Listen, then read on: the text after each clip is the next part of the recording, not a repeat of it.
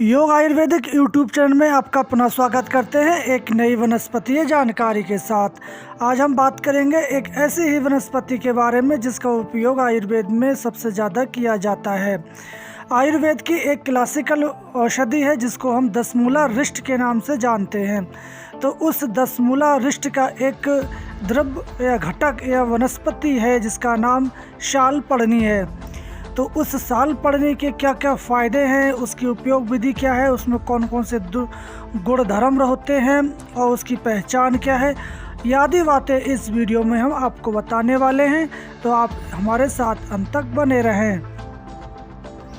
अगर आप हमारे चैनल पर पहली बार विजिट कर रहे हैं तो चैनल को आप सब्सक्राइब करें, साथ में बेल आइकन को ऑल पर क्लिक करें और इस वीडियो को अपने मित्रों और दोस्तों को शेयर करें।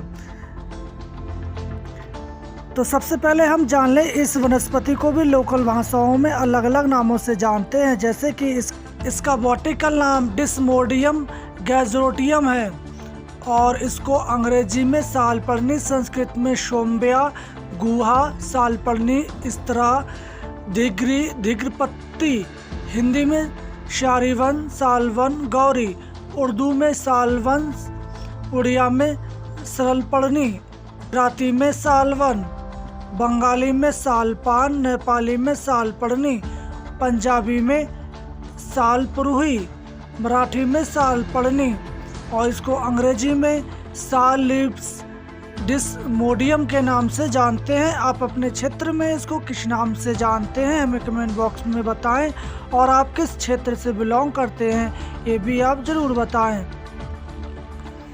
अब इसकी पहचान करना बहुत ही इजी है क्योंकि इसका जो वृक्ष है ये उत्तराखंड हिमालय के क्षेत्र में करीब 1600 फीट की ऊंचाई तक ये पाए जाते हैं और इसके पत्ते साल वृक्ष की तरह होते हैं, इसलिए इसको शालपर्णी के नाम से जाना जाता है।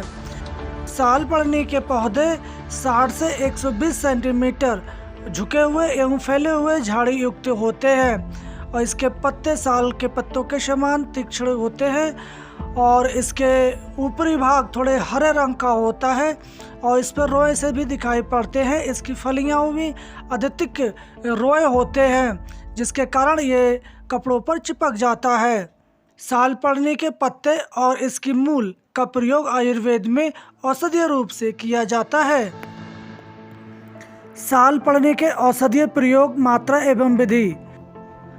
माइग्रेन या अधशिशि का दर्द होने पर आप शालपर्णी का स्वारस 2 से 4 बूंद नाक में टपकाने से आपके माइग्रेन या अधशिशि का दर्द दूर होता है। आँखों में लालामीपन या तिमिर हो जाना या पिल्लन रोग हो जाने पर आप इस शालपर्णी की जड़ और मिर्च, काली मिर्च, इन सभी को आप तांबे के बर्तन में खूब घिसें और उसको घिसकर अंजन की तरह आँखों में लगाने से आपके पिल्लन रोग भी दूर होता है, आँखों की लालामी दूर होती है और जलन भी शांत होती है। हृदय दर्द या हार्ट में दर्द हो जाने पर आप इस शालपर्णी की चटनी बनाएं और इसमें करीब चटनी 100 ग्राम है तो आप 500 ग्राम दूध ले लें और इस दूध में इस चटनी या कलक को आप पकाएं। जब पकते पकते 1/4 रह जाए दूध शेष मात्र आप उसको उतार कर रख लें और उस दूध का आप सेवन सुबह शाम करते हैं तो आपके वात, हृदय वात जो दर्द है या शूल है वो भी दूर होता है। डिसेंट्री या अतिसार होने पर आप इस शालपर्णी का कलक बनाकर यूज करते हैं 10 से 30 ml की मात्रा में तो आपकी संग्रहणी भी दूर होती है।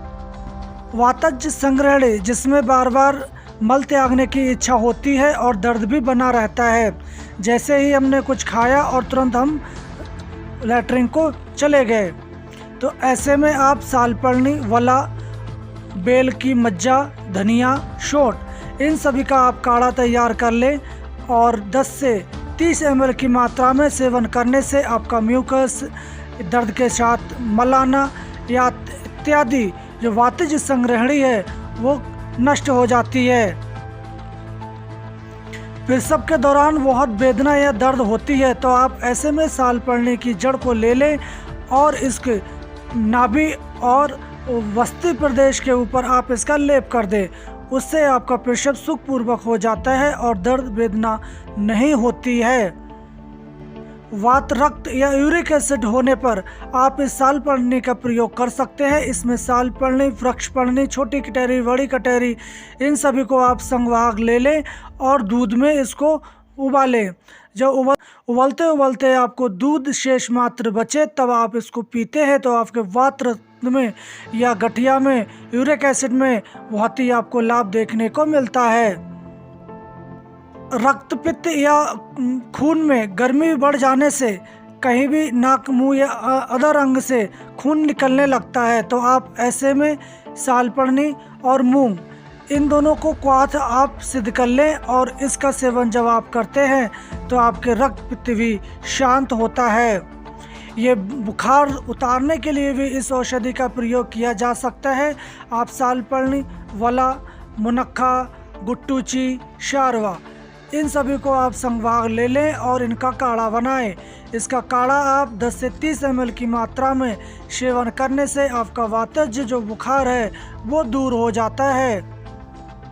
अगर आपको अदर भी कोई बुखार आता है तो ऐसे में आप सालपर्णी, वृक्षपर्णी, छोटी कटहरी, बड़ी कटहरी, गोखरू, मोथा, सोंठ, चिरायता, कुटकी, इन सभी का काढ़ा बनाकर आप 10 से 30 ml की मात्रा में आप सेवन करते हैं तो आपका किसी भी प्रकार का बुखार क्यों ना हो वो दूर हो जाता है।